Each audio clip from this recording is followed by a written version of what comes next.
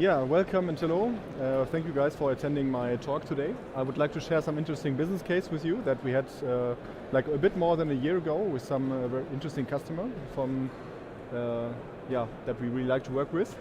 The talk's about billing on scale with Odoo, and the business case is very much limited to just be able to generate a lot of invoices for online e-commerce scenario for 2 different brands.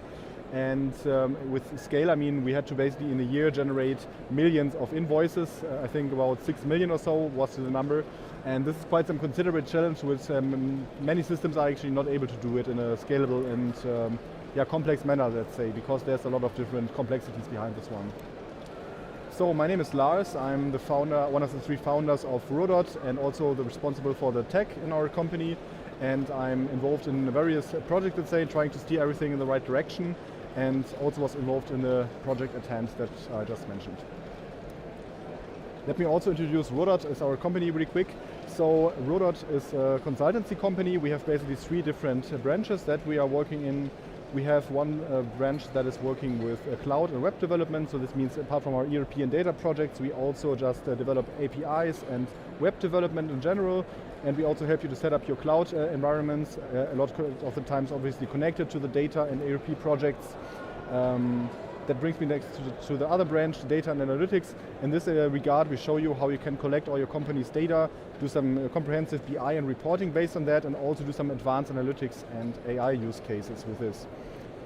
Lastly, we do also ERP, obviously, and we are Odoo partner, and we are doing implementations, process and ERP consulting, onboardings, and any kind of customizing and developments in regards to that.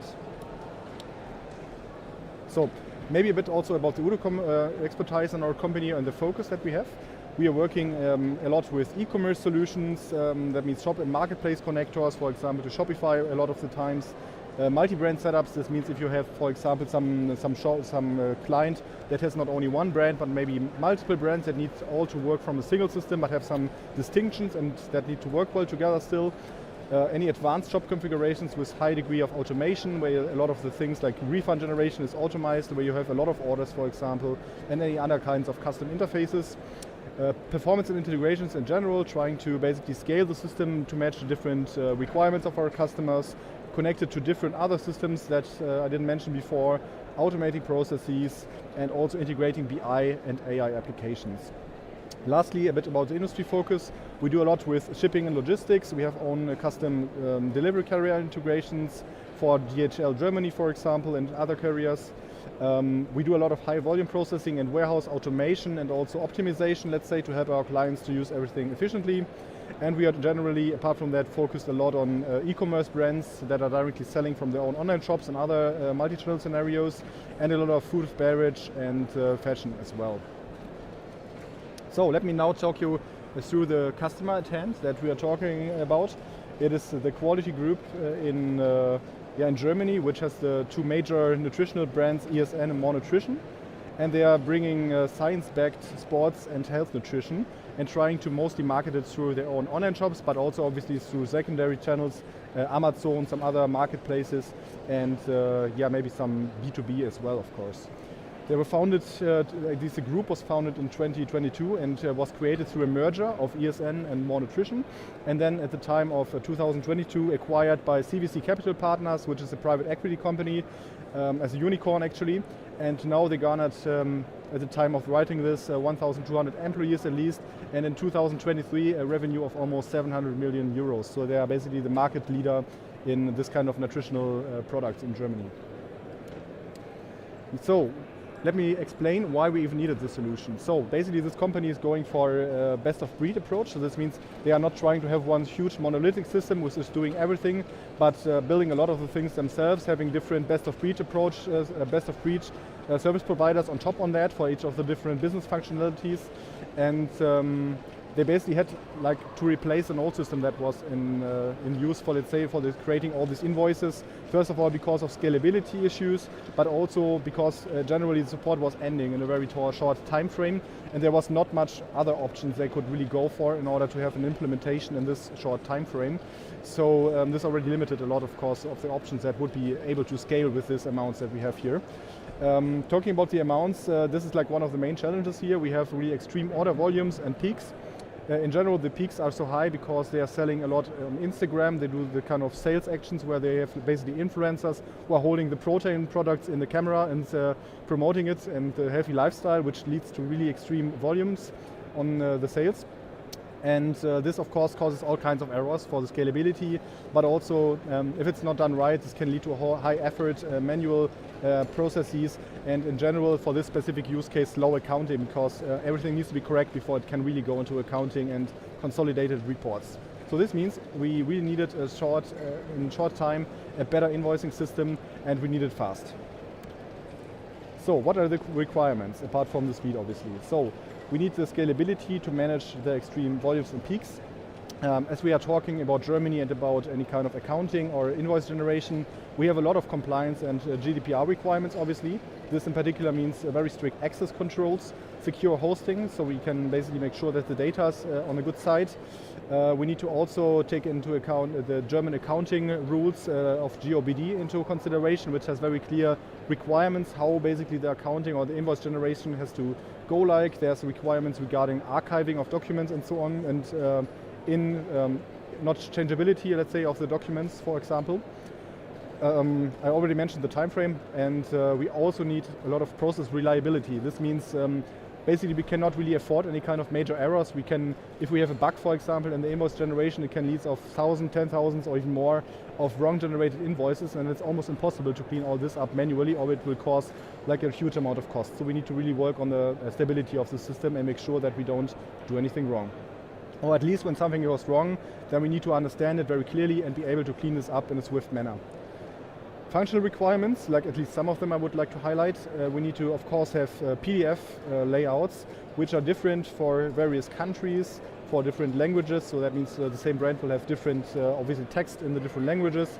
And we have the different brands, which also might look widely different. And this must all be chosen automatically and work under the various scenarios.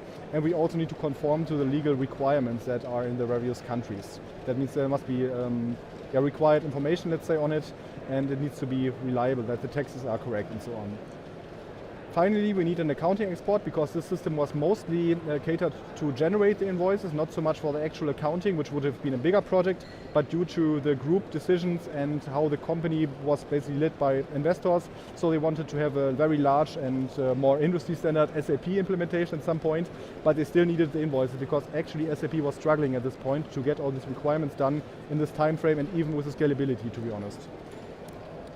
So let me show you a bit about the architecture right now. We have basically an AWS hyperscaler setup. This means we are hosting our Odoo instance mostly on ECS with the pod generation and so on, and RDS as an external database to facilitate maximum scalability. Also, we are all using an API layer to connect the different other various systems that needs to talk to our instance. So this means we have Lambda functions, which are serverless functions on AWS, which are executing the actual workloads and communicating both with the Odoo deployment and the different other systems in our architecture. We have SQS, and for example, to manage the different peaks and make sure that everything is running smooth. And we have S3, especially to generate exports and have also some inbound data to some degree. And very importantly, we have very high logging requirements, so we have also an external logging application, which is Datadog, which also gives us the possibility to do some application performance monitoring as well, to really understand what is happening and be able to debug everything in a very fast manner. External systems, I will give you a small rundown of what kind of systems we have. There's maybe a bit more connected to this, but important systems consist of Shopify, because that's where most of the orders, like 90% at least, come from. We have Amazon, which also contains some of the orders, and then there's also some other critical third-party systems, which is Akineo for the product data management over the group. So that means we kind of need to get the new products into our system without manual effort, and to also facilitate updates for these products. We have fresh desk for the customer service, where they mainly work on and they need to get data actually from our service. For example, to be able to get the invoices for some customers. If there's a ticket from the customer, they need to basically be able to see the invoice and send it to him. We have a BI stack, which is also separated from this with Databricks, and this means Databricks will need all the financial data and the exports from us to be able to do some consolidated reporting based on that, but not only with our data, but also with other sales data, for example, and maybe some marketing data even. We have a VAT master service, which is also a separate block, let's say, and this is basically responsible to give our Odoo and other systems, of course, the tax information that is needed. Because in the B2C context in Europe, you have basically the VAT calculation that is based on the delivery country, so where you are shipping the order to. And this means you have basically for all of the EU countries, you need to have the correct taxes for the products. And it's especially complicated for nutritional products because they can be wildly different. There's like different tax rates, like 90%, 7% in Germany, and it could be very different for the different products that you have. And you need to do this for all the EU countries. Finally, we do have the accounting systems, which is in the first step when we implemented it, DATEV, a very standardized solution in Germany for accounting, and later the SAP system due to group considerations and requirements, which needed the invoicing data. So maybe some highlights or some interesting points about the Odoo infrastructure setup. We tried to go for cloud native and scalable architecture in general. So AWS is really great for scaling up and making sure that all the workloads are still executing and that everything will scale with the scope that we have. Actually, it's a mistake, it's ECS, not EKS. And we have Lambda and Aurora. And we also designed our Odoo instances to be stateless. So this means that we tried to store the sessions in the database instead on the file system to really make sure we have seamless horizontal scaling and that everything can be rolled out really nicely. The same is being basically also kept in mind with infrastructure as code. This means that the infrastructure is not manually created but managed and defined using Terraform. And we will have with this consistency across testing, staging and production, and it also means we can really replicate and set up everything really fast if something is basically down and not working anymore. And we will have also automated and repeatable deployments. Part of this, or like some extension, let's say, is the configuration as code. This means not only the infrastructure is being codified, but also the key settings that are being done usually in the instance were also being done with code, and they can also directly from a fresh instance be in the desired state without anyone manually setting up stuff, which would be error prone and slow. We have CI/CD pipelines to the whole deployment, obviously. We use GitHub Actions, and they are basically using the infrastructure as code and configurations to make sure that the deployments are happening as desired. Finally, we have also robust security measures because this is obviously critical for this kind of enterprise level.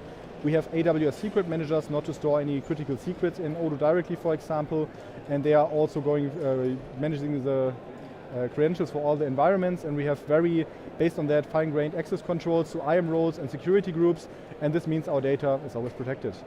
This is always also implemented from AWS, so we can basically also provide the access dynamically without manually managing accounts in Odoo directly.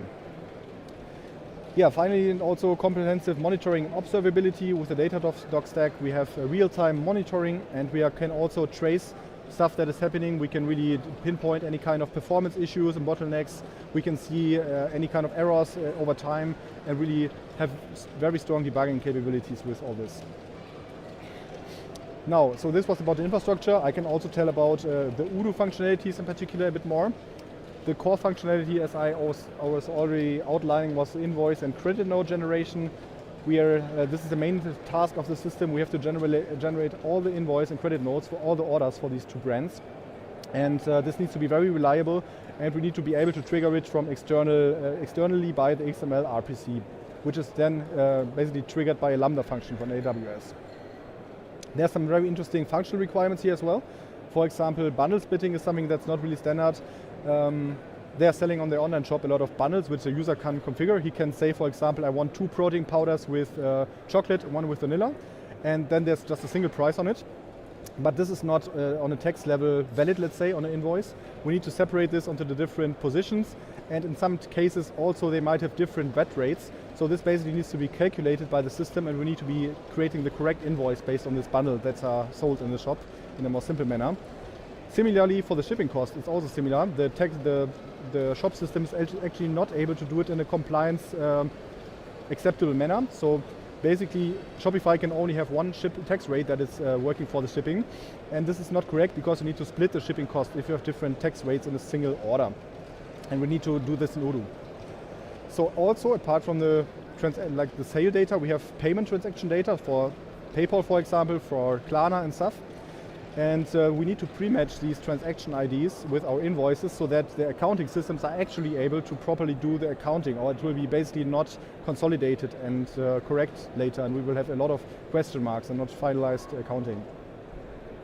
Then, in order to do all that, we also needed to extend some of the Odoo core modules and flows, especially some of the missing fields. For example, the payment ID needs to be somewhere in the invoice. And we also need to make sure that all the different data that we have in our system is automatically maybe filled to some degree, and reduce errors by doing data consistency checks and maybe helping the user to pinpoint some problematic invoices or transactions. What else do we have? We have the PDF layout that I was mentioning, so that means we have different scenarios where we need different optics, let's say, and we need to dynamically choose the right layout and fill it dynamically with the right informations and positions for the invoices. We have the country tax management. This is basically what I was talking about with the external tax service. And we need to fetch these from an external system by API. We need to store it in Odoo, but then also make it possible to edit and to do some changes manually, because sometimes the tax accountant will say that some taxes are not correct for some country, and this needs to be actually done in Odoo and stored after the initial creation of the product. Finally, some other requirements for the end. We have mass cancellation workflows for oversales and delayed orders. It can, for example, happen that some stuff was oversold in the online shop. Maybe there was, due to Shopify not really also scaling correctly, let's say, too many orders in a short time frame, and then it can happen that too much stuff is sold for the customers. And then maybe you have 1,000 units oversold of a product, and this could mean that you have 1,000 invoices that are generated wrong, which need to be adjusted and so on. So these kind of adjustments are done in bulk. It's not somebody going into it and manually editing or creating credit notes, but we are basically filtering all the invoices that are relevant and saying that, okay, we need to kind of cancel something here, or we need to do some credit note. And this is automated by the system, and we are helping also not only with this, but also to do the refund in the online shops based on that later. So the last two requirements here, or the functionalities we have, is permissions and security groups, which is mostly a standard feature of Odoo, but they need to be set up correctly, of course, and just according to the requirements, that basically everyone can just see what he needs, and that no user data is leaked to some unauthorized personnel. So finally, the error handling is super important. Errors can happen, we should try to keep them down as low as possible, but if that happens, we need to make them very visible and easy manageable. So now about the external integrations, that's also very important. We have the multi-channel order ingestion, as I said, from the different channels, Shopify being the main one. And this needs to be happening through the API layer, because we don't want to directly shoot everything at the Odoo system. We have the refund automation. This is basically about creating the credit notes and then pushing the refunds to the online shops. And this must happen based on the credit note, and the refund must really match the credit note, or it's not going to be correct in the accounting as well. And any kind of obvious errors where some amount is not matching, we need to handle them by automatic warnings and having retries on that, so that some fixable temporary errors can recover manually. New products as well is really important, because we have always new things that we are selling on our online shop, and for these we need to get them into Odoo. And we need to fetch the information from the product information system and then make sure that they are automatically created, and any kind of changes also need to be coming in automatically. So final other integrations. We have BI and data rigs to do any kind of reporting, and we need to get our data out to be able to do some further analysis on that. And also we have limited reporting options in Odoo, just for standard reporting and maybe for some dynamic stuff. Accounting exports, like one of the other critical things. The data needs to basically be enriched in the invoices with the payment provider data, so we do some pre-matching. We need to map the correct taxes based on the master data that we have and create the invoice according to that. And then it's for the first MVP, it's going to Datev as CSV exports actually. So a bit old school, but that's how Datev works. And we do have some special exports, for example, for Swiss VAT. And later, it was SAP basically in the end. So other integrations, I must hurry up a bit. We have also providing the invoice PDFs via API for ticket system, for Zendesk, and the aforementioned text master here to get the VAT rates. So I think the benefits are really interesting too. The first critical point was definitely the fast implementation in 3.5 months, which is really a record time, I think, for the scale.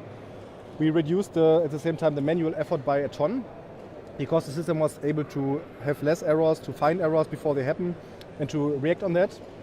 And just a huge amount of invoices that we were really able to go into with the first 12 months. At the same time, being compliant for the different regulatory requirements.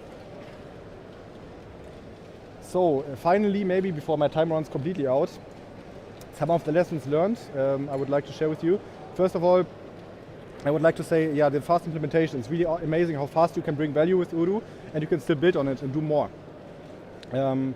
The computation, the performance and scalability is also critical. You have to just keep some things in mind. You need to make sure to look into computed fields, which can be very inefficient to compute. So you might to do some stuff about this. And also add some indices to fields to make it faster. Split the run-running functions into some multiple fast-running ones to keep everything nicely split. And we can use also queues to make sure that we don't overload our system at one time. And this will help us to scale. So since I'm out of the time, I will just keep it at that. So off to your questions. Thank you.